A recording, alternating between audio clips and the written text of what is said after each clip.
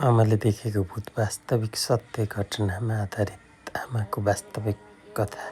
यदि तपाईँको मुटु डर छ भने मात्रै कथा सुन्नुहोस्। के भयो भनेर रुँदा कराई खोला पारीको चिसो हात यस्तो गर्दनसम्म त चिसो भुतै रहेछ त्यो। भुतै रहेछ गएपछि भुतै हो त्यो भने कालीमाले होइन। आज मैले तपाईँलाई सुनाउन गइरहेको कथा एकदमै वास्तविक मेरो आमाले भोगेको घटना हो। यो घटना एकदम नितान्त वास्तविक हो। अन्त्यसम्म सुन्नुहोस्, तपाईँलाई यो भूत प्रेतको बारेमा सोच्न एकदम बाध्य बनाउनेछ। अनि कान्छोले धान बचाउनलाई बोलाउँदाखेरि आमालाई भूतले के गर्यो अरे? गाडी समातेर लगाउनु भुतले। कान्छोले किन बोला राति? धान बचाउनु चिया खान यो नि भयो 30-35 वर्ष। चिया खान 35-40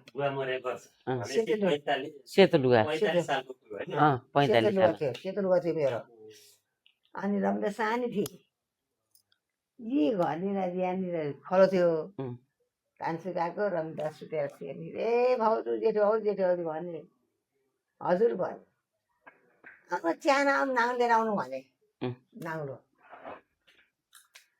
धान बचाउनलाई। मेरो छोरो लाउन के भयो भनेर रुँदा कराई खोला पारीको खाएको खोलातिर आयो। उज्यालो भएछ भन्नु थाल्यो। म त के त त्यो ज्ञानी छोराले बिस्ताएर त्यो बेला त्यहाँ भाङ्गाले क्या। अनि छाउ खोलाको गुहारमा आइ अनि नाङ्गो लिएर रम्काले सुता उनी त्यहाँ म गएँ त मलाई भन्नु त बजाएर लगाऊ चिसो हात यस्तो गर्दनसम्म त चिसो यसो हेर्नु सक्नु के भन्नु सक्नु यो साह्रो ल सैन्य भएको त्यो खान बाँड्छ नि खोलातिर जाने खोला जानु बाँड्छ मलाई लान्छ मलाई त। अनि बल्ल बल्ल कुइनाले ठेलेर नि गएँ त अनि छोड्दै छल्याङ्ग म भुतै रहेछ त्यो। भुतै रहेछ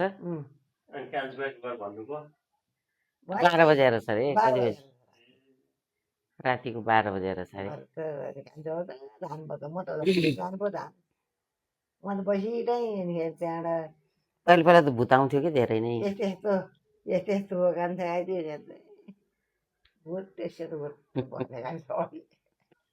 आमा र म कालीमा पानी कुर्दा बस्दाखेरि नि भूत आयो नि त। करायो होइन त्यो बेला चाहिँ। अनि भोलि रोपाइ थियो आमा म होइन बनाइसकेपछि 17 वर्ष भनौँ न 17-18 वर्ष अगाडि है। अनि त्यो अहिले चौलागाईको छाप्रो बनाएन त्यहाँनिर अब पानी कुरेर पुलो कुरेर बस्या। भोलिपल्ट रोपाइ अनि सुत्यौँ। अनिखेरि घर के करायो क्या। अनि काइनीमाले कोही करायो सुनिस् भनेर भने मैले चाहिँ सुनेँ काइनीमा भने। अनि आमाले मैले त सुनिनँ भने होइन। अनि यसो हेरेर बस्या त त्यो तारेपेराको त्यो ठुलो घरको बिचबाट आलीको छेउ टुकी बत्ती जस्तो बालेर बिस्तारै हेर्न अगाडि अनि आमा चाहिँ त्यो अर्जुन त्यो हग्न गयो होला भने क्या। अनिखेरि होइन आमा त्यो हग्न गयो भने नि कहाँ सिधै हामीतिर आउँछ नि त होइन भनेर भने होइन। अनि हेरिरहेको छु म आइरहेको छु आएर हामी अलिक तलपट्टि त्यो चाहिँ माथि गएर यो रुम्टीपट्टि गयो क्या। गएपछि भुतै हो त्यो भने कालीमाले होइन।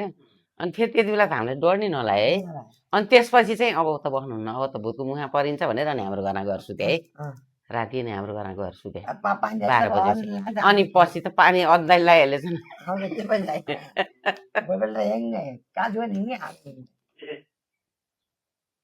अनि फेरि त्यति बेला त हामीलाई डर नै नलाग्यो है।